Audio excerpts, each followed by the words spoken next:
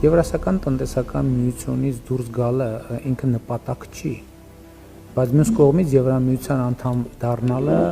նպատակ է։ Երկու տարբերակ կա, մեզ կամ կընդունեն Եվրամիության անդամ, կամ չեն ընդունի Եվրամիության անդամ։ Վարչապետը, էկոնոմիկայի նախարարը ինչ են հասկանում տնտեսությունից։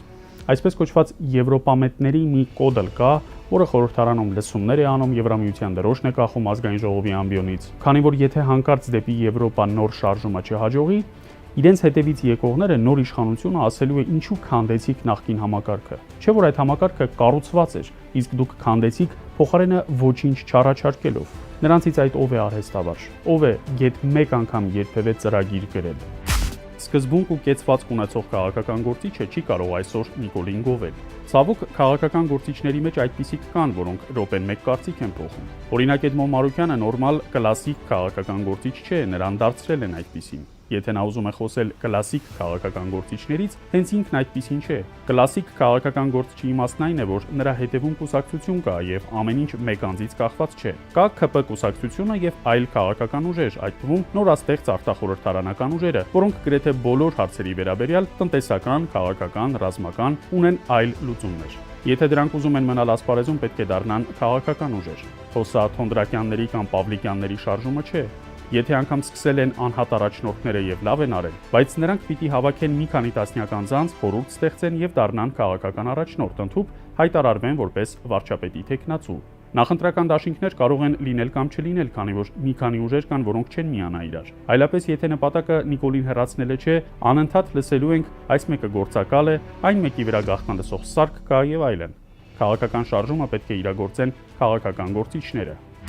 Մենք ցավոք սրտի ունենք այնպիսի վարչախումբ, որի համար հենց այդ իշխանության լինելը գերնպատակ է եւ ամեն ինչից թանկ է, ամեն ինչից վեր է այդ աթոռապաշտությունը նրանց մոտ եւ ցավոք սրտի տարբեր մեխանիզմներով այդ բուրգը կարողանում են նրանք դեռևս պահպանել, թեև օրեցօր ցնցվում է։ Չես կարող վաղը գնալ հանրահավաքի եւ տեսնել, որ լրիվ այլ բաներ են խոսում։ Չստացվի, որ ընդդիմադիր հանրահավաքին հանկարծ մեկը խոսի եւ պնդի, թե իրենց հիմնական նպատակը պետք է լինի Նիկոլին միանալը։ Քաղաքական գործընթացները գլխավորում են քաղաքական գործիչները, որոնց հետևում անպայման պետք է լինեն կուսակցություններ։ Առանց կուսակցության քաղաքական գործիչը հաշվետու չէ որևէ մեկի։ Ընթացիկ իրավիճակը նման է մի ֆուտբոլային խաղի, երբ մրցավարը տեսնում է, որ Փաշինյանը մի ֆուտբոլիստի հանում է խաղից։ Հարցնում է, չէ՞ որ քո պահեստայինների նստարանը դատարկ է, ինչու ես հանում։ Ի պատասխան լսում է՝ սրան նախ հանենք, հետո նոր կմտածենք։ Այսինքն 10 հոգով խաղանք։ Այն ուժը, որը չի հաղթի, բայց միգուցե էվոլյուցիոն ճանապարհով կգա, թեև ոչ հակաեվրոպական, բայց Հայաստանն անկախ կպահի, իրեն հաշիվ կտա, որ Հայաստանը գտնվում է տնտեսական եւ քաղաքական անվտանգության մի այլ միջակայքում։ Այդ ուժը իրենց չի ներելու։ Նիկոլին միացած կոդելով քանդում են, գողանում, ահավոր կոռուպցիա է եւ իշխող քաղաքական կուսակցության եւ նրանց սատարող մարդ կուսակցությունների շարքերում, որոնք ըստ էության իրենց անձնական հարցերն են լուծում։ Ընտրություններում նրանք տոկոս չեն հավաքում, Նիկոլն է նրանց այդ ձայները տալիս։ Նրանց նպատակն ուրիշներին փոշիացնելն է։ Նրանք ով են, այդ ինչ ինտելեկտուալներ են։ Ամբողջ այսպես հավաքում է եւ վերջում ասել այո, ես այս ամենը ասում եմ, որովհետեւ Ռուսաստանն է վատպետություն։ Գուցե Ռուսաստանը 1000 մեղքի մեջ կարող է մեղադրել։